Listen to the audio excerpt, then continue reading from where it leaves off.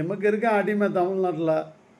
ஏன்னா நம்ம சொந்த காசே கொண்டு வந்து படத்தை பார்த்து நம்மளை வளர்த்து விட்டு கோடீஸ்வரன் ஆக்கி விட்டு இன்றைக்கி நம்மளவே தலைவன் சொல்லி தர்றான். நமக்காக உயிரை கொடுக்க ரெடியாக இருக்கான்.